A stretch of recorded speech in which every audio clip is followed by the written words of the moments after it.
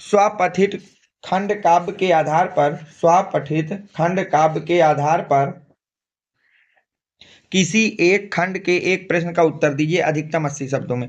ये स्वपठित जो खंड काव्य होता है बेटा, हर जिले में अलग अलग चलता है। जैसे जो आपके कानपुर तरफ के होंगे वहाँ मुक्त ये चलता है, अलग अलग जिलों में अलग अलग चलते हैं। तो इस तरह से सब क्वेश्चन आपको हर जिले के खंड काव्य का होगा, लेकिन आपको सिर्फ वही क्वेश्चन करना है जो आपके जिले में खंड काव्य चलता है, जो आपके जिले में खंड काव्य क्या होता है, चलता है। जैसे पहला क्वेश्चन क्या कह रहा है, मुक्त यज्ञ खंड काव्य के नायक के चारित्रिक विशेषताओं पर प्रकाश डाली, या फिर मुक्त यज्ञ खंड काव्य के कथा वस्तु को अपने शब्दों में लिखना। तो जो बच्चे बेटा कानपुर के हैं, कहाँ के हैं, कानपुर है, फैजाबाद है, एटा है, जौनपुर है, मुरादाबाद है, ललितपुर है,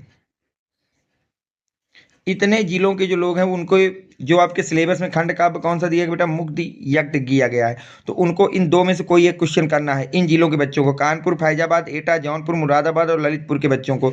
या तो आप जो मुक्त यज्ञ खंड काव्य के नायक है उसके चारित्रिक विशेषताओं पर प्रकाश डालिए, या उसकी कथा वस्तु को लिखिए। तो मैं आज को आपको ये वाला क्वेश्चन करा देता हूँ, बाकी सब मैंने करा रखे हैं। आप हिंदी की जब प्ले खोलेंगे तो वहाँ पर सारे वीडियो मिल जाएंगे। और अगर आपको नहीं मिलते तो बेटा आप इस नंबर पर 7880960882 इस नंबर पर मुझे व्हाट्सएप कर देंगे, मैं यहाँ से आपको लिंक प्रोवाइड करा दूंगा।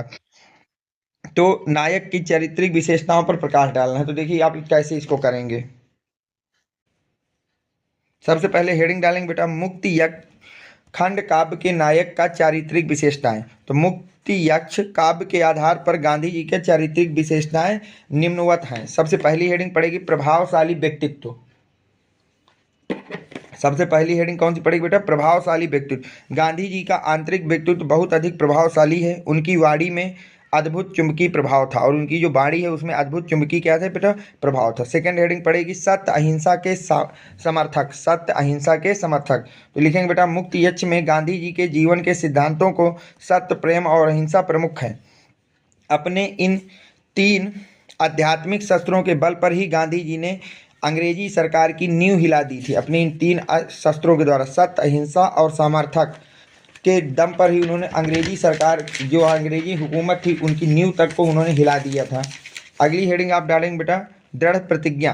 तो मुक्ति यज्ञ के नायक गांधी जी ने जो भी कार्य आरंभ किया है उसे पूरा करके ही छोड़ा है। वे अपने निश्चय पर अटल रहते हैं। उन्होंने नमक कानून तोड़ने की प्रतिज्ञा की थी तो पूरा भी कर दिखाया। प्रतिज्ञा ली थी, प्राण त्याग दूंगा पथ पर ही मैं, प्राण त्याग दूंगा पथ पर ही मैं, उठा सका मैं यदि ना नमक का कर। प्राण त्याग दूंगा पथ पर ही मैं, उठा सका मैं यदि ना नमक कर। लौट न आश्रम को आऊंगा, लौट न आश्रम में आऊंगा, जो स्वराज ला सका नहीं घर।